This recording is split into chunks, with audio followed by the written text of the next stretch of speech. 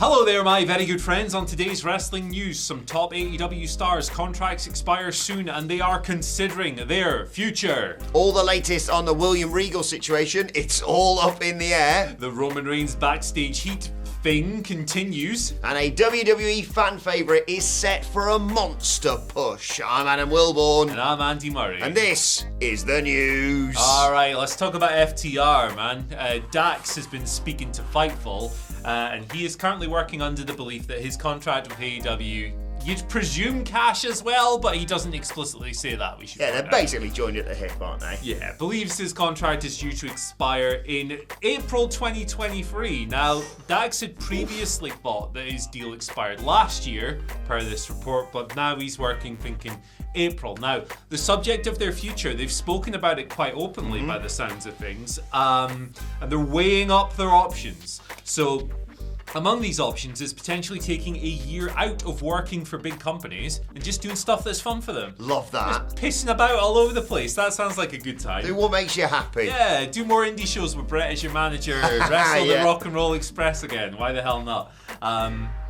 And Harwood noted that working a bunch of like indie shows and for different companies recently has kind of like built their appreciation for doing that scene and doing that kind of stuff. So there you go. That's the story basically. They've obviously been in AEW since May 2020. That was about a month after they left WWE, there or thereabouts. They're the current IWGP, Ring of Honor, and AAA champions. They were AEW champions in 2020. Maybe they'll get that shot again sometime soon. We'll find out. Dax wrestles Bryan Danielson tonight. That should be good. That should be really good. And yeah, there we are. FTR, always been very complimentary. Recently, in particular, I think they had another little conversation with Fightful that came out earlier this week where Dax was like, I've got no hard feelings for Triple H or any of those dudes. So yeah, this is why the modern wrestling landscape is a lot better than it was a few years ago, because people have options now, and now that Dax and Cash are maybe looking at those options, they can go, hey, get a good deal here, get a good deal there, we can do what we want over there, we can do these smaller shows, we can do these bigger shows, we can do anything we want. It's good. I think the thing I like the most about this, Andy, is the nuanced and respected debate about this online, where everyone's been very nice to each other and definitely not just started hurling crap on Twitter. Look, I could see anything happening here. I could see them sticking around in AEW. Maybe they want a longer run with the World Tag Team titles. Like you say, they've got all those other belts that they can defend elsewhere, which also works with AEW because they can just go wherever and do whatever they want, basically. I could see them returning to WWE. I did see people, showing the back shaving segment, for example, going, why would they go back there? Well, it's not the same place. And fingers crossed, tag team wrestling, the Usos have been Usi. So I would like to see FTR back in there, and I still think that they've got unfinished weirdness in the Fed, for example. But like you say, I could also see them. I love that. The fact that it's actually possible now for them to be like, you know what? I'm going to have a year off. They could either just do nothing, or they could work all the indie shows and wait for a possible WCPW reunion show. Of course. I mean, I'm not saying that's what they're doing, but... Yeah, you never know. Yeah, it's good. Having options is good. People having the freedom to move around is good. It's good. It's good. It's good. Be nice. Be nice in the comments. Yeah, don't suck. Exactly. Right. I thought I'd put this to bed, but it's woken up again in the night and pissed itself, this story, because... Never have babies. We reported William Regal, his contract might be running out soon, and he could be going back to WWE, which would make sense because Triple H is there, history, etc. And then Dave was like, actually, no, from the way he was talking when he first got his contract, sounds like actually it might be 3 years. Ignore this story, it'll be back in 2025 or something, right? And then, or 3, I can't remember. But regardless, no, it was 5 because he's only but now, Wrestling Observer Radio, Meltzer has said, quote, something's going on. Thanks, Dave. Brilliant. He did say... There are some extra details. Yeah, he did say something basically is in play. There may be terms that give him an early out. He may be one of the people at the end of the day, Andy, that Tony Khan's like, you know what? I like you, and if you want to leave, then I respect you, and I'll let you do what you want. But yeah, it's all up in the air, and I don't know where William Regal's going to be at the start of 2023. So the big point here is he's probably going to still be in AW in 2023. Well, the big point here is that there's clearly something going on with regards to the guy's future, and there may be a way that gets him out of his contract in AEW, which is now seemingly we know for 3 years. Which is good because my birds were telling me his plan was to go backstage and punch Sammy Guevara. So, a foolproof plan. It works every single time. Not true, obviously. We weighed this up a little bit yesterday. WWE plan would return would certainly be something that you'd imagine Regal would be into. He's there for 20 years, good mates with Triple H, all that. I mean, I don't really have much more to add to yesterday. No outcome would surprise me. Exactly. This, apart from William Regal punching Sammy Guevara. Yeah, that's not true. Obviously, my birds actually told me that in terms of tempting William Regal back, they've offered him the chance to be the guy to dethrone Roman Reigns. No, there you go. There you go. Speaking of Roman Reigns. Speaking of which, we got some more Segue. on the backstage heat, and this is the exact same as that report you just spoke about there. It's Dave. It's Wrestling Observer Radio. He's been informed different things by different sources. Brilliant. Which is how the game works. It makes sense. It's how reporting works. When you have that amount of sources, I sense that they're not all going to be singing from the same hymn sheet. There you go. We're singing constantly. A lot of, man, there's always a perception when something comes around the other way. Oh, he's lying. It's like, no, reporters don't just make stuff up. No. Like, they could get sued for that stuff, man. Come on. Don't be I make stuff up. Don't be silly. I make stuff up too. And I'm a professional wrestling journalist, just like Andy Murray, as we say every day. You need to see. I've got to stop this. I'm putting you off a bridge later on. Right, so this conflicting stuff coming from sources. To recap, a bit of a thing going on. There was a slap. The spot didn't go as originally planned. Roman thought he'd ruptured his eardrum. He was getting sweary backstage, according to Fightful Select in that report. But then Dave reported shortly afterwards that 20 minutes later it was fine. They talked over it. It was good. It was fine. It was good. Yeah. But more stories have come through since then on Wrestling Observer Radio. Some people have claimed, some sources have claimed that the situation was blown out of proportion, which would be in line with yesterday and all of that stuff. Some, however, have indicated that Roman isn't quite over it yet. Now, we do know that Roman missed the post-Survivor Series press conference where he dodged all manner of hard-hitting and insightful questions, I'm very sure. There's no word on why that was, and there's no word on whether or not he has actually suffered a ruptured eardrum. So, analysis is just the same as it was yesterday, I guess. Yeah, and it's one of those things where, I love Kevin Owens, and I think the match would be absolutely sensational at the Royal Rumble, but it's not a bad replacement from what I've read, that they could go, you know what, Roman's really not feeling working with Kevin off the back of this, it's a tiny bit like the Undertaker's streak now. He can kind of pick and choose who he wants to face and who's going to eventually be the one to dethrone him, one would assume. But yeah, not a bad replacement to be like, ugh, no Kevin Owens. Let's just have the guy who's had one of the years of his career in Sheamus take his place instead. I'd be absolutely fine with that as well. I think the Kevin Owens story is obviously more intriguing because you've got the whole Sammy thing, and I'd have Sammy, obviously, as reports seem to suggest, be the one who faces him at the Chamber, and then Kevin Owens and Sammy saying, oh, big reunion, I'll take the tag titles off the Usos. But yeah, look, it's one of those, isn't it? Look, I don't think Kevin Owens sat there and went, I'm going to burst that mother's eardrum. Yeah. But if Roman Reigns is pissed off and doesn't want to work with him, Roman Reigns is the number one guy in the company. He can do what he wants. Yeah. He can do what he wants. Yeah. He wrestles 7 times a year or something. Yeah. He can pick and choose, baby. I will say that my favourite version of this is and I'm not saying this is true, I don't think it is, but I'd love if this was just a leak to build heat for a Royal Rumble match. That'd be fun. That'd be fun, wouldn't it? Like, the whole thing was just manufactured by someone in WWE going, hey, tell Dave this. That'd be good. I want Roman Reigns to be walking to, I'm never going to wrestle you, Kevin. Walks out the back entrance and you go full Stone Cold getting hit by a car, except it's Kevin Owens in a golf cart this time. He deserve it. Yeah. It's karma. Yeah. Right, let's move on to our final story of the day, and a huge push, please. What was that? It's a combo of your favourite words and Bad Gable, more like and me. It's Rhea Ripley. Rhea Ripley is set for a monster push. She's going to be doing big matches, big things at WrestleMania. Once again, this is according to Dave Meltzer of Wrestling Observer Radio. Not really a great surprise, this, to be perfectly honest. Bianca Belair. Yeah, I think the moment that we saw Bianca Belair and Rhea Ripley have that flashback stage on the road to War Games, we went, yep, that's a WrestleMania match. Yep. Absolutely. And I think they could put on an absolute banger. They obviously had a great interaction, I remember, at that Royal Rumble. Of course.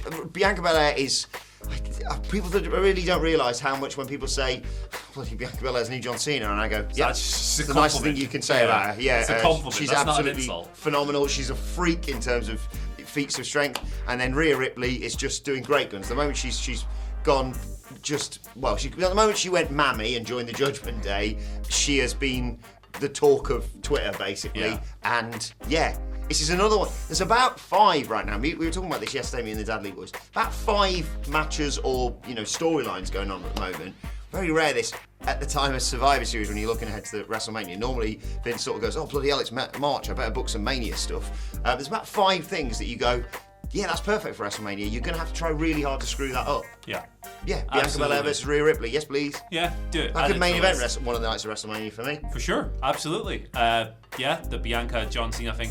People it's always a small but loud sect who are like, she's getting pushed too much. It's like, no, this is how you make stars, man. You give them strong pushes and they win a lot. It's how it works.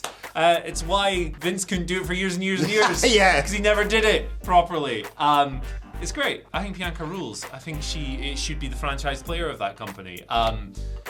Roman Reigns is a bigger star or whatever, but he's, protective of his aura, not necessarily there every week. Bianca's the perfect person for that role. She's babyface as well, which helps. And Rhea is tremendous, makes the most of every single second of screen time. Okay. Yeah, a bit of a pitch for you to build to it. Who can throw Dominic Mysterio the furthest? Use him as just a javelin. What's the thing where you swing it round? Is it just called a hammer? What? Yeah. Or a shot put. I like him as a javelin. Roll him up in a little roll him up in a Pokemon ball and try and catch a Charizard. Have you been playing the new one, Pokemon Cyan or whatever it is? No, it's Pokemon Magenta. Oh, got it. I've caught several Pikachu's, Giggly Mons, and Sleep Guys. Yeah, sorry, just listening. It's Scott Telford. His head's just exploded. I like the garlic one. What's the garlic one called? It's got garlic on its back. Has it? Yeah, what's it called? I don't know. Greener. Honestly, I like Snorlax. He's my vibe. Yeah, I get him. Big, relate to that sleepy guy. Yeah. If you want to know more about what we're talking about here, Digimon. WhatCulture Gaming. They know more than us. Right, let's move on to your Twitter questions at WhatCulture WWE. First question today comes from not just another sexy ball guy, who writes, at Adam Wilborn, I mustache you a question. Last day today. You only got 1 day left. It's gonna be. Do you want to touch it? Absolutely not. Touch it. He's gonna touch it. He's gonna do it. He's not gonna do it. With Ronda falling a bit flat at Survivor Series and Bayley needing to become a babyface, what about Ronda takes over Damage Control and faces Bayley at the Royal Rumble with Shayna? It could also build to the 4 Horsewomen match. Oh, remember the 4 Horsewomen match? I don't necessarily think that Bayley ceding control of Damage Control to Ronda needs to be part of that, but I think it'd be a good match. I think it'd be a good mesh. Ronda's not really been cooking lately on WWE programming. Bayley's a really great wrestler, a really great personality, and I think it would be a good combination. Yeah, I think she just needs a statement match, doesn't she, Ronda? Like, I enjoy watching her break people's arms, if I'm perfectly honest, on Friday nights. But let's be honest, the last few matches she's had on premium live event have not lived. Basically, since she faced Charlotte, it's all been a bit.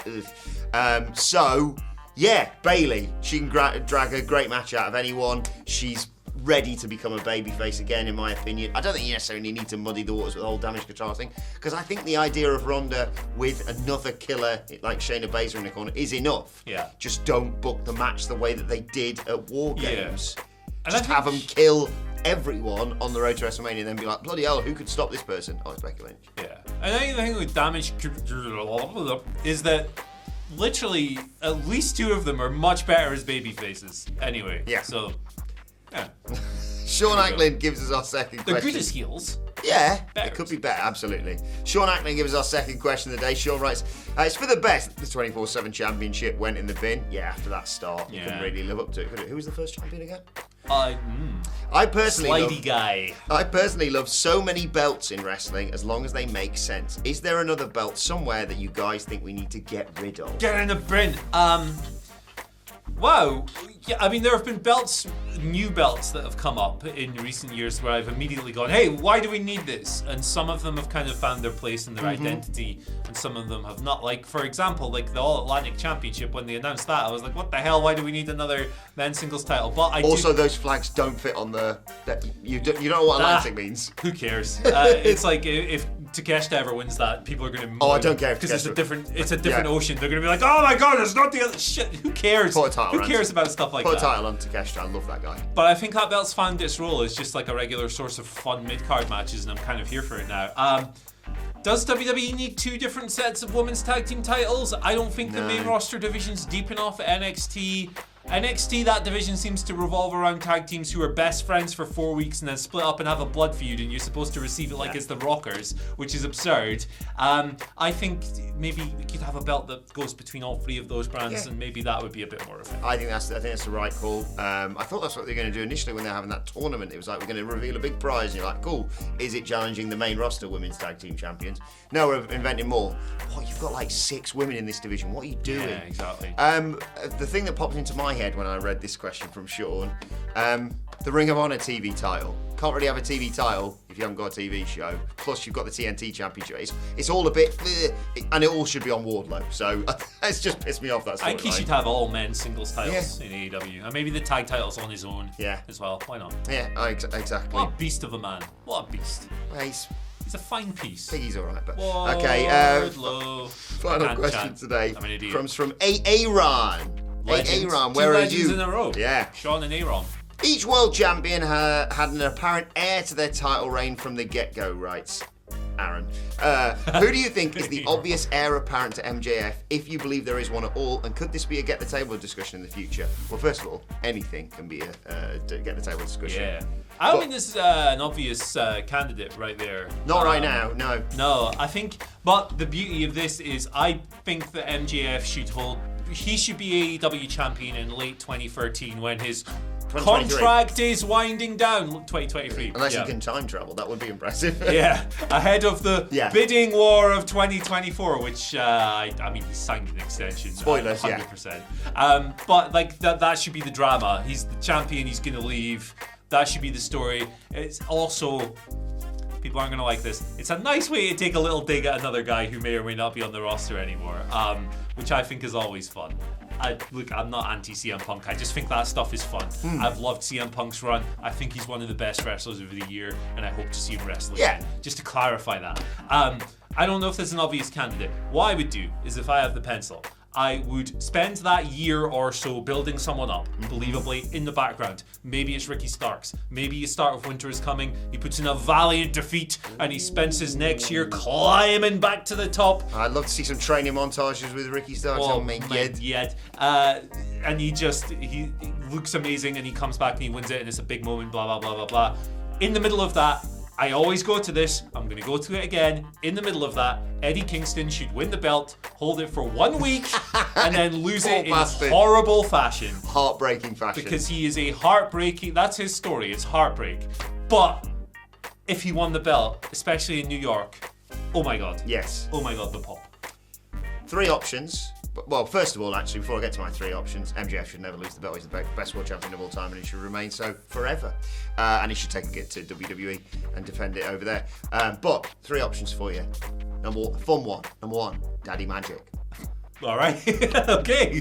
Number 2, just to cause a little bit of chaos in the comments. I'm not saying it's going to happen in 2023, but I'm saying it should be the person potentially to take the title off him. Cody Rhodes.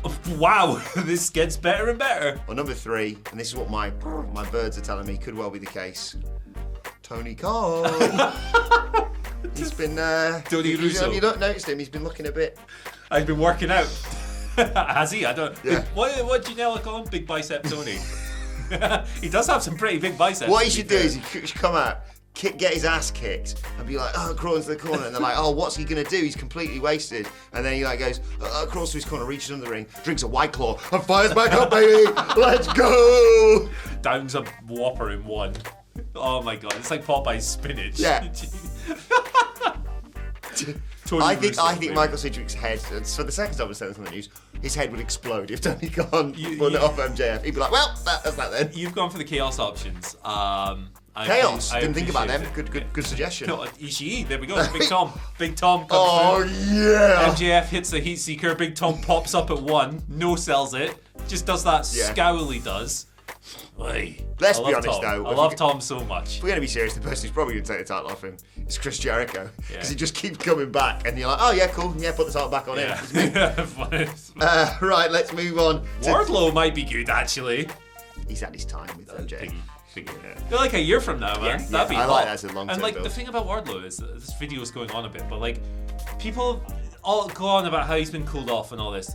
He's not been cooled off is not the phrase. That guy still gets booming reactions. Yeah. He is still hooring over, to borrow a phrase from my homeland. Hooring means like beast, like a lot, like majorly. He's way over. He just hasn't been booked all that great. That's the fair comment. You could do it, man. Yeah, he's over. He's not been booked well enough. I agree. And then again, the person who could take it off MJF could be fellow Brit Anthony Ogogo. Oh, knock him out. There you go, like he did to the chap Malik that he kicked the ass off recently in Progress. Shout outs to the governor, man. Yeah. Why is he not on TV? What's going on? I'm pissed off with that. What's going on? You've got the factory there, like, and like I like the factory, right? They're good as like because QT's so good at being. I like goober. Comoroto. I like his Comoroto. gimmick. I love all that stuff. Like, it's good to have that kind of like I like the concept of the factory, but they're there all the time and the Gogo's never there, and he's the one with the most potential. What's going on? Yeah, exactly. Sort it out, Tone. But from one great Englishman to another, the crossover has happened. My two favourite sports, wrestling and football. Carl Walker tweeting, "It's time to play the game," and we're showing this image from last night's game. Congratulations to England and congratulations to our American viewers as well. They advanced to the round of 16 to face the Netherlands. They've never played each other, apparently. Apparently it's a big game. You know, it is Steve USA. McLaren chimed in. It is USA versus Netherlands, I think. Was that press conference he did with 20? He was like, Arsenal, Emirates. He was like putting on this accent. It's so good. Brother, that does not make you more understandable. Joey Barton did that in France. Yeah, he did in French. Well. Yeah. Play the pass that kills Balmain, and no one talks about it. Joey, what's going on, mate? Sorry, we've gone into football stuff here. Yes, Carl Walker, Triple H, it's good stuff. Go and show them what the wrestling community's like online. And well, I mean, the England fans reacted so civilly when you got knocked out in the final last time. So like Marcus Rashford now, do you? Yeah. Bunch of legend. Bunch of terrible football teams. Yeah, that's what England is. Yeah, I love England, but our fans can be awful. And look at who you played so far in the World Cup, man. Iran, you heinously knocked out the goalkeeper in the first game. They knocked him out with his own player. England did that with his own player. Yeah. Gareth Southgate force magicked his own player into him, knocked him out. That's why you won that game. Yeah. Wales, you can't play sea creatures at football. It doesn't work. So you've played no one so far, mate. Yeah. You drew with the only team you've played so far, the USMNT, my guys. Yes, who Christian Pulisic scored and then headbutt the goalkeeper in his dick last night. I saw. Very impressive. Yeah, I tweeted that. Like he scored, headbutted the goalkeeper in his willy, and seemed to concuss himself. But then it was corrected, and I think he actually got hit in the willy as well. So I don't know what was going on. Oh, what a night. Guys getting hit in the balls. By the way, I forgot to mention, on my way into work today, I signed for that Senegalese top that you ordered. So enjoy that. What? Oh, yeah, of course. You're playing them in the next round. Yeah. Shout outs to Senegal. Kick their ass, man. They suck. I can't work in this office while England are doing well.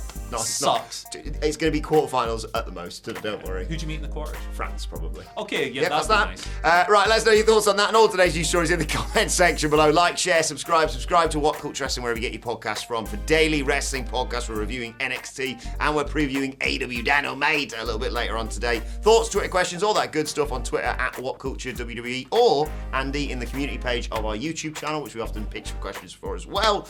And they can find you on Twitter at Andy H. Murray. The H stands for Hoopla. You can follow me at Adam Wilborn. Today is the last day you can donate for this magnificent mustache. It will be gone tomorrow. It's for Movember. It's a cause very close to my heart. Any donations are much appreciated. At WhatCulture WWE for all of us. But for now, thanks to Andy Murray. Thank you for joining us, and we will see you soon.